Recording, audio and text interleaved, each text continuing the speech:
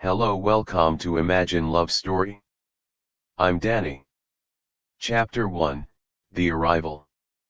The fog clung to the coastal town of Greystone Bay like a shroud, muting the morning sun and casting an eerie glow over the harbor. Lydia Morgan stepped off the bus, her heart pounding with a mix of trepidation and determination. This was her fresh start, far away from the chaos she had left behind in the city. Greystone Bay was a picture-perfect New England town, charming shops, cobblestone streets, and a lighthouse that stood as a sentinel over the crashing waves. But beneath its idyllic surface, Lydia sensed secrets lurking in the shadows. The scent of salt water filled the air as Lydia hoisted her duffel bag over her shoulder. The weight of her past seemed heavier than her belongings. She had come here to manage the historic Thornton Inn, a sprawling Victorian estate perched on a cliff overlooking the sea. The job was a godsend, a chance to escape the relentless memories of a failed engagement and the haunting whispers of betrayal. As she approached the inn, Lydia's breath caught. The house was stunning, with its gingerbread trim and towering turrets, but there was something haunting about its weathered facade. Ivy crept up the stone walls, and the windows seemed to glint with a knowing gleam in the pale light. "You must be Miss Morgan," a deep voice said behind her. Lydia spun around, startled. A tall man with dark hair and piercing gray eyes stood there, a faint smile playing on his lips. He was ruggedly handsome, with an air of mystery that matched the town's enigmatic charm. "Yes, that's me," Lydia replied, trying to steady her racing heart. "And you are?" "Ethan Cross," he said, extending a hand. "I'm the caretaker. Welcome to Thornton Inn." Lydia shook his hand, his touch firm but warm. "Thank you. It's even more beautiful than I imagined." Ethan's smile faded slightly. "It has its charm. But beauty can be deceiving." Lydia frowned, unsure of his meaning, but before she could ask, he gestured toward the door.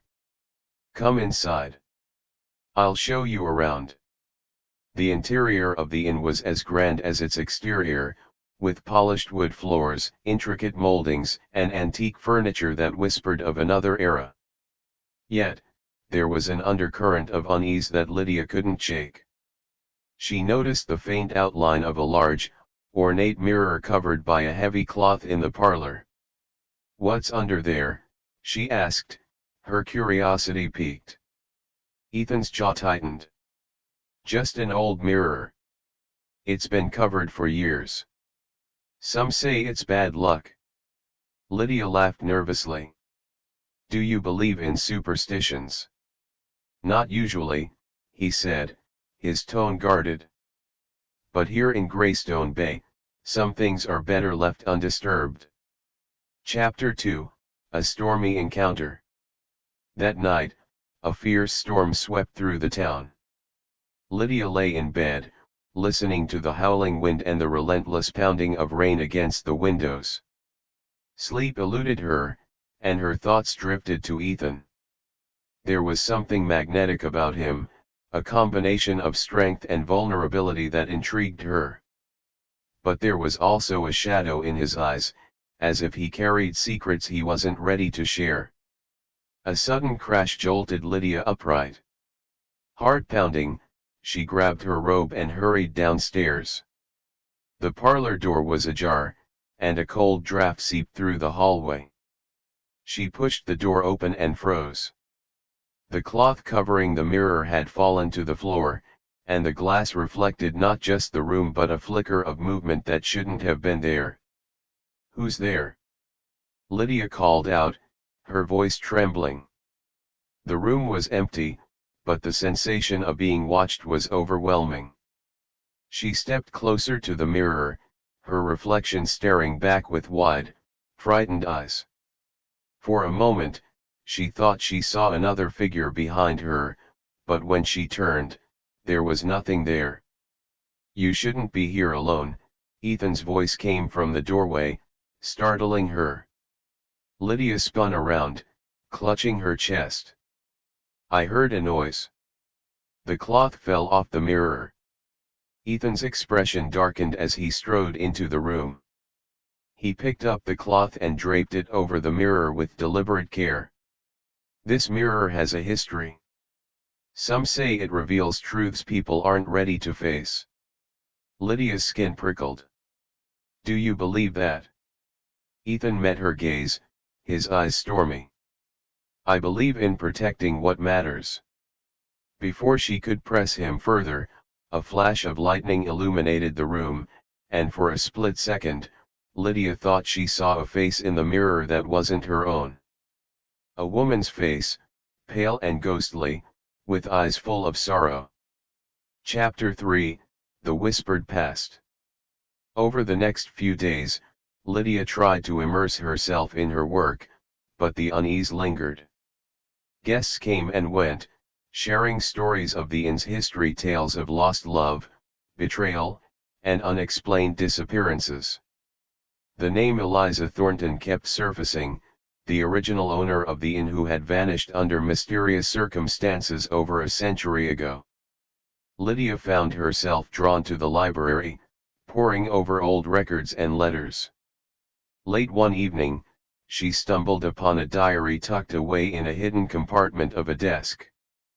The leather was cracked and worn, the pages filled with elegant handwriting. It belonged to Eliza Thornton. My heart belongs to him, one entry read. But the secrets we keep may destroy us both. As Lydia delved deeper into the diary, she uncovered a tale of forbidden love and a chilling betrayal. The more she read, the more she felt the threads of Eliza's story intertwining with her own. And at the center of it all was the mirror, a witness to the tragedies that had unfolded within the inn's walls. When she shared her findings with Ethan, his reaction was anything but supportive. You should leave this alone, he said, his tone sharp. The past has a way of consuming those who dig too deep. But Lydia couldn't ignore the pull of the mystery or her growing feelings for Ethan. As the stormy nights continued, so did the strange occurrences. Whispers echoed in empty hallways, shadows moved where there should be none, and the mirror seemed to hum with a life of its own. Lydia knew she had to uncover the truth about Eliza, the inn, and the man whose presence both comforted and unsettled her. But the closer she got to the answers, the more dangerous her journey became. And in the end, she would have to decide whether love was worth the risk of uncovering secrets that refused to stay buried.